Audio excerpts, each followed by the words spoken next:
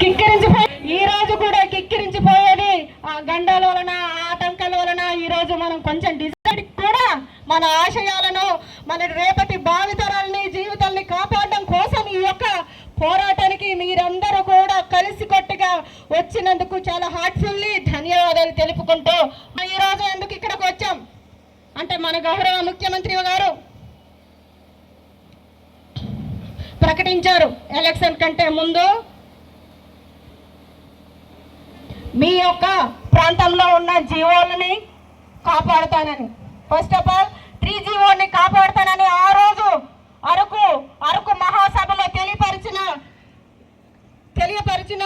వేదిక మీద తెలియపరిచిన ఆ రోజు తెలియపరిచిన దానికోసం ఈ రోజు ఎందుకు చేయట్లేదు అని అడగడానికి వచ్చాం మనం ఈ రోజు. అవునా? అలాగా అడగడానికి వచ్చిన మనల్ని అడ్డుకోవడం ఎంతవరకు కరెక్ట్ అన్నా? కాదు. మేము ఈరోజు మేడలు కూల్చడానికి రాలేదండి, ఉన్న షాపులు కూల్చేయడానికి రాలేదండి. మా యొక్క మనుగడ్ని మా భావితరాల భవిష్యత్తుని కాపాడుకోవడం కోసం మా గోడు చెప్పుకోవడానికి ఈరోజు విచ్చేసాం. కాబట్టి మా యొక్క గిరిజనుల యొక్క గౌరవించి ఏజెన్సీ ప్రాంతాల్లో ఏజెన్సీ షెడ్యూల్లో ఉన్న వాళ్ళకి 170 లాంటి జీవాలని అడ్డుకోకుండా ఉండడం కోసమే ఈరోజు మా ట్రైబల్స్ అంతా ఒక్కటే ఇలాంటి ప్రోగ్రామ్ కి విచ్చేస్తా ఉంటారు. కాబట్టి ఇలాంటి వాటిని అడ్డుకోకూడదని మా రక్షణ కొరకే మేము ఇలాంటి అడుగులు వేస్తూ ఉంటాం. కాబట్టి మా అడుగుల్లో ముళ్ళు వేయొద్దని రిక్వెస్ట్ చేసుకుంటూ ఇంకా చాలా మాట్లాడాలని ఉంది, కానీ ఇంక సమయం లేదు. కాబట్టి ఈ చిన్న అవకాశం నాకు కల్పించినందుకు అందరికీ హృదయపూర్వక ధన్యవాదాలు తెలుపుకుంటూ నమస్కారాలు. ధన్యవాదాలు. అలాగే సుందరే వీరపురం ఎంపీపీ గారు, అలా కూనవరం వైస్ ఎంపీపీ గారు వెంటయ్య గారు కూడా వేదిక మీదకి రావాలి. ఇంకా మన ఆదివాసీ సంఘ నాయకులు గుంది వెంకటేశ్వర్ గారు, మన ఆదివాసీ సంఘ నాయకులు వేదిక మీదకి రావాలి. అందరూ కూడా వేదిక మీదకి 4 మండలాల నుంచి వచ్చినటువంటి అందరిని కూడా పేరున పిలుస్తున్నాం. అందరూ కూడా వేదిక మీదకి రావాలని సుందరయ్య గారు అందరూ కూడా వేదిక మీదకి రావాలి. అలాగే ఇప్పుడు మన రాజుల మాస్టర్ గారిని 2 విషయాలు మాట్లాడవలసింది కోరుతున్నాం. వీరపురం ఎంపీపీ శ్రీమతి కారం లక్ష్మి గారిని వేదిక మీదకి వచ్చి పరిచయం కావాల్సింది కోరుతా ఉన్నాం. పిట్ట రామారావు గారిని కూడా వేదిక మీదకి రావాలని కోరుతున్నాం. రాజ్ కుమార్ గారు మీకు ముందుగానే పిలిచాను, రండి.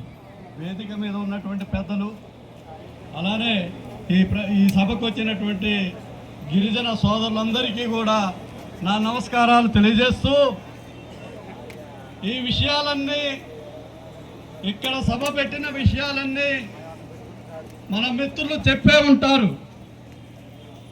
ఆ విషయాల జోలికి పోకుండా ఈరోజు మేము బయలుదేరినప్పటి నుంచి జరిగిన సంగతులు చెప్పదలుచుకున్నాను. ఇక్కడ పోలీస్ మిత్రులు ఉన్నారు, వారు విధి నిర్వహణలో ఉండి వారి పనిని వారు కొనసాగించవచ్చు, లేదా వారే అడ్డంకులు పెట్టారా లేకపోతే ఏమైనా అలాంటి ఆదేశాలు ఇచ్చిందా అనేటువంటిది వారు ఆలోచించాలి, మీరు కూడా ఆలోచించాలని కోరుతున్నాను. మేము పొద్దునే బయలుదేరితే వీఆర్పురం మండలంలో పోలీసులు అక్కడ ఆపారు. అటు ఎడపాక మండలం నుంచి వచ్చేటువంటి వారిని ఒక ప్రాంతంలో ఆపారు. ఆ దాటిపోయి వచ్చినటువంటి వారిని ఐటీడీఏ చింతూరు ముందు ఆఫ్ చేశారు. వారితోటి చర్చలు జరిపి, పిఓ గారితో చర్చలు జరిపి, ఏఎస్పీ గారితో మాట్లాడి రావడానికి ఇదిగో ఈ సమయం పట్టింది. వస్తూ ఉంటే ఏమైనా మీటింగ్కి బయలుదేరాం, ఈ సభకు బయలుదేరాం కాబట్టి సభకి వెళ్లాల్సిందే అన్న పట్టుదలతో వస్తూ ఉంటే ఘాటీ కాడ ఒక లారీ అడ్డుపడ్డదని చెప్పేసి అన్నారు.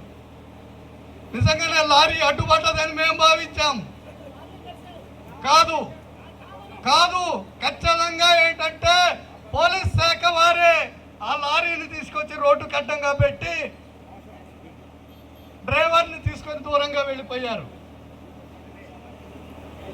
ఏమిటి ఇది, ఏదో పట్టది, లారీ పట్టదని మేము భావిస్తూ ఉన్నాం. ఈలోగా వాకీ టాకీలతో ప్రత్యక్షమయ్యారు 2 వ్యక్తులు. దీన్ని పక్క తోసేద్దాం అనే క్రమంలో లేదా కాస్త కోపోద్రిక్తులైనటువంటి ప్రజలు నింపే క్రమంలో లేదు లేదు అని చెప్పేసి వెళ్ళి మళ్ళీ డ్రైవర్ని తీసుకొచ్చి తీసిన పరిస్థితి. ఈ కాలంలో ఇంకో గంట టైం గడిచిపోయింది. అక్కడ నుండి ఏదో లైన్ క్లియర్ చేసుకొని పంపచోడవరం రాగానే ఊరు చివర దాటంగానే పర్మిషన్స్ లేవు అని అన్నారు. మారేడుమిల్లి రాగానే పోలీస్ అధికారులు అందరికీ నేను దయతో విజ్ఞప్తి చేసేది ఏంటంటే, ఈ సభ పెట్టుకోవడానికి మీ దగ్గర పర్మిషన్ లెటర్ పెట్టారా లేదా? పెడితే